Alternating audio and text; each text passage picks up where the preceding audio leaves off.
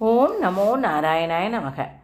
வசூர்வசுமனா சத்ய சமாத்மா சம்மித சமக அமோக புண்டரீகாக்ஷோ விருஷகர்மா விருஷாகிருதி கிருத்திஹி. நான் பாலகோபாலா பக்தே லதா பேசுகிறேன். அனைவரும் சப்ஸ்கிரைப் பண்ணுமாறு வேண்டிக் கொள்கிறேன். யாருக்காக? நாம் கிருஷ்ணன் குட்டியினுடைய அருளை பெறுவதற்காக. நாம் இன்றைக்கு பார்க்க போகும் திருநாமம் 113வது திருநாமம். இந்த 113வது திருநாமம் என்னன்னு பார்த்தீங்கன்னா விருஷகர்மனே. விருஷகர்மனே இதனுடைய மீனிங் என்னன்னு பார்த்தீங்கன்னா அடியார்களை நல்வழிப்படுத்துபவர், அதாவது விருஷகர்மா அப்படின்றது நம்ம சொல்கிறது. அதில் அந்த புக்கில் நம்ம நமக்கு சொல்லும்போது விருஷகர்மனே நமக என்று சொல்லுவோம். நாம் இன்றைக்கு 113வது திருநாமத்தினுடைய நம் எம்பெருமானுடைய பெருமைகளையும் அதனை பற்றி சிறப்புகளையும் பற்றி பார்ப்போமா? வாருங்கள், கடைசி வரை கேளுங்கள்.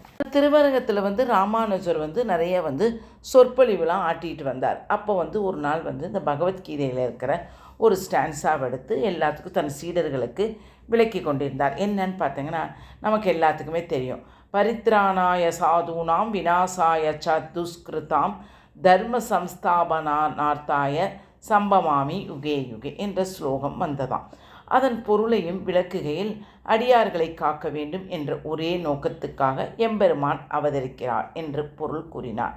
ஒரு ஸ்ரீடன் பணிவுடன் எழுந்து, சுவாமி, நல்லவர்களை காத்து தீயவர்களை அழித்து தர்மத்தை நிலைநாட்ட இறைவன் அவதரித்திருக்கிறார் என்று தானே இதற்கு பொருள் என்று இதனுடைய பொருள் என்று கூறுவார்கள் என்று கேட்டாராம். யார்? ராமானுஜருடைய சீடன். உடனே அதற்கு ராமானுஜர், அசுரர்களை அழிக்க வேண்டும் என்றால் அதற்கு எம்பெருமான் வைகுந்தத்திலிருந்து கீழே இறங்கி வர வேண்டும் என்று அவசியம் இல்லை. ஓகேவா? அங்கிருந்தபடியே சக்கர ஆயுதத்தினால் ஏவினாலே அதுவே ராவணன், கும்பகர்ணன், கம்சன், சிசுபாலன், இரண்யன் என அனைவருடைய தலைகளை கொய்துவிட்டு வந்துவிடுமே.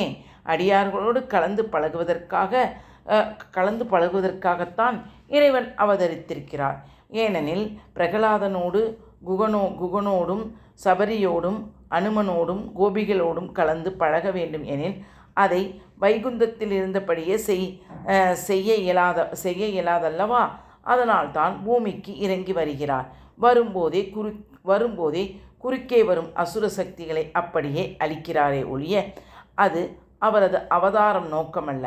அடியார்களை காட்பது அவருடன் கலந்து பழகுவதும் அவதாரம் செய்வதற்கான நோக்கம் என்று கூறுகிறார் ராமானுஜர் தன்னுடைய சீடனுக்கு. உடனே அவர் சொல்கிறாரு, உனக்கு புரியலைன்னா இதை விளக்க ஒரு சின்ன உதாரணம் சொல்கிறேன். என்னன்னு பார்த்தீங்கன்னா, ஒரு ஊரில் ஒரு பெரியவர் அவர் மக்கள் தண்ணீர் குடிப்பதற்காகவும் தாகமாக உள்ள பசுக்கள் இளைப்பாறுவதற்காகவும் ஒரு குளம் வெட்டுகிறார் என வைத்து கொள்ளுங்கள். அதே ஊரை ஒருவன் அந்த குளத்தில் விழுந்து தற்கொலை செய்து கொண்டால் அதற்கு குளம் வெட்டியவர் பொறுப்பாக முடியுமா? அதுபோலதான் தன் அடியார்களுக்கு அருள் புரிய வேண்டும் என்ற ஒரே காரணத்துக்காகத்தான் இறைவன் அவதரிக்கிறார். கொழுப்படுத்தவர் சிலர் தாமாகவே போய் குளத்தில் விழுவதைப் போல அடியார்களுக்கு அருள் புரிய பூமிக்கு இறைவனை அசுரர்களையும் எதிர்த்து அதாவது என்ன சொல்கிறாங்க, எதிர்த்து தாமாகவே விழுந்து மாய்கிறார்கள். ஓகேவா? ஒருவன் தற்கொலை செய்து கொண்டதற்கு எப்படி குளம் வெட்டியவர் பொறுப்பாக முடியும்? அதாவது என்ன சொல்கிறாருன்னா, இந்த குளம் ஒரு குளம் இருக்குது, அதை வெட்டினவன் போய் விழுந்தால் அது இவரோட பொறுப்பு இல்லை. அந்த மாதிரி தான். அதாவது என்னென்னா, அடியார்களுக்கு சேவை செய்வதற்காக தான் அவர் வருவார். வரும்போது எல்லோரும் தானாக தவறு செய்து போய் விழுந்தால் அதற்கு வெட்டினவர் பொறுப்பு இல்லை. அது மாதிரி இறைவன் படைத்தவர் பொறுப்பு இல்லைன்ற மாதிரி சொல்கிறாரு. அப்படி சொல்லும்போது உடனே அந்த பொறுப்பாக மாட்டார். அவ்வாறு அவர்கள் மாள்வதற்கு இறைவன் பொறுப்பல்ல அப்படின்னு சொல்லிட்டு, அப்படியானால் இந்த கீதை ஸ்லோகத்துக்கு எப்படி பொருள் கொள்ள வேண்டும் என்று மற்றொரு சீடர் கேட்டார். அதற்கு ராமானுஜன், இறைவனிடத்தில் ஆழ்ந்த அன்பு கொண்டவர்கள், அவர் சாஸ்திரங்களில் இட்ட கட்டளைகளை அப்படியே பின்பற்றுவர்கள், அவனை தவிர இன்னொன்றவரை நினைக்காதவர், அவரது லீலைகளையும் எப்போதும் சிந்தித்திருப்பவர்கள், அவரை விட்டு பிரிந்தால் வாழ முடியாதவர்கள் இத்தகைய மெய்யடியார்களே சாதுக்கள். பரித்ராணாய சாதுனாம் என்றால் அத்தகைய அடியார்களை காப்பது அவதாரத்துக்கு முக்கிய நோக்கம் என்று பொருள். விநாசாய ச துஷ்கிருதாம் அப்படின்னு என்றால் அவ்வாறு அடியார்களை காக்க வருகையில் குறுக்கே வரும் தீய நடத்தை கொண்டவர்களை அழுத்தல் என்று பொருள். தர்ம சம்ஸ்தாபனார்த்தாய என்றால் இறைவனுக்கு நாம் செய்யும் பூஜையாகிய மிக சிறந்த தர்மம் சரிவர நடவாது போனால் அதை காத்து தந்து மீண்டும் நடக்கும்படி செய்தற் பொருள். அதாவது சம்பவாமி யுகே யுகே, இக்காரணத்திற்கு யுகங்கள் தோறும் தான் அவதரிப்பதாகவும் கண்ணன் அருளியை செய்கிறார் என்று வினாவினார். அப்போது ராமானுஜரின் மருமகனான நடாதூர் ஆழ்வார், சுவாமி, இப்போது ஒரு விஷயம் நன்கு புரிகிறது. அவதாரங்கள் அனைத்தும் அடியார்களான நமக்காகத்தான். நரசிம்ம அவதாரம் இரணியனை அழிப்பதற்காக அல்ல, பிரகலாதனை காப்பதற்காக. ராம அவதாரம் ராவணனை அழிப்பதற்காக அல்ல, அனுமனை அணைப்பதற்காக. கிருஷ்ணாவதாரம் கம்சனை கொள்வதற்காக அல்ல, கோபிகளை கொஞ்சுவதற்காக என்றாராம் ஒரு சீடர், அவருடைய மருமகன். மேலும் அவதாரங்கள் மட்டுமல்ல, இறைவன் செய்யக்கூடிய ஒவ்வொரு செயலுமே நம்மை உயர்த்த வேண்டும், நம்மை நல்வழிப்படுத்த வேண்டும் என்று ஒரே நோக்கத்தில் செயல்படுபவையே எம்பெருமான் மிக உயர்ந்தவனாக இருந்தாலும் நம்மையே உயர்த்த வேண்டும் என்ற நோக்கில் இத்தகைய பல செயல்களை புரிகிறார் என்றாராம் ராமானுஜர். அதனால் தான் விருஷ என்றால் நல்வழி அல்லது அறவழி என்று பொருள். அடியார்களை நல்வழிப்படுத்தக்கூடிய செயல்களை செய்வதால் திருமால் விஷக்கர்மா என்று அழைக்கப்படுகிறார். அதுவே விஷ்ணு சகஸ்ரநாமத்தில் 113வது திருநாமமாக விஷக்கர்மனே என்று தினமும் சொல்லி வரும் அன்பர்கள் எப்போதும் அறவழியில் நடக்கும்படி திருமால் அருள் புரிவார். என்னன்னு பார்த்தங்கன்னா அதான் இதை இப்போ நானே இருக்கிறேன், நான் எம்பெருமாள் மேலே இப்போ உங்களுக்கு ஏதோ குட்டி குட்டியாக உங்களுக்கு ஒரு 100 பேர் பார்க்குறவங்களோ 150 பேர் பார்க்குறவங்களோ குட்டி குட்டியாக நான் சேவை பெறேன். நான் அவருடைய சிஷ்யன்னு சொல்ல முடியாது, எம்பெருமானர் குட்டி அந்த அவரோட பாத தூசியாக நான் இருக்கிறேன்.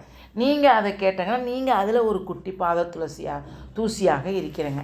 இப்படி தான் நம்ம ஒவ்வொன்றையும் நம்ம குட்டி குட்டியாக சேமித்தாதான் குட்டி குட்டியாக ஒரு கல் உருவாகும். கல் உருவானதான் மலை உருவாகும். மலை உருவானால் இறைவனிட்ட போய் நம்ம சேர முடியும். எதுவுமே ஈஸி இல்லைம்மா. இறைவனடி சேர்வது என்றது ரொம்ப ரொம்ப கஷ்டம். அதை நம்ம எல்லாத்தையும் பாசம் உற்றார் உறவினர் தன் பிள்ளைகள் குழந்தைகள் எல்லாத்தையும் மறந்து அந்த காலத்தில் ஆழ்வார்கள் ஒன்று செய்தார்கள். வாய் ஓயாமல் நான் இந்த கொட்டைப்பாக்கு கதை கூட சொன்னேன். வாய் ஓயாமல் எம்பெருமானுடைய கதைகளையும் எம்பெருமானுடைய காதுகளில் அவருடைய நல்ல வழியை கேட்பதும் நுகர்வதும் இப்படியே இருந்தால்தான் நாம் அவரை போய் சரணட முடியும். நம்ம ஒன்றுமே இல்லாமல் சும்மா நமக்கு வேணுங்கிறப்ப அப்புறம் இப்போ நிறைய இந்த யூடியூப்லாம் வந்ததுக்கப்புறம் இப்போ ஒரு பெரிய ட்ரெண்டிங் ஓடிக்கிட்டு இருக்கு.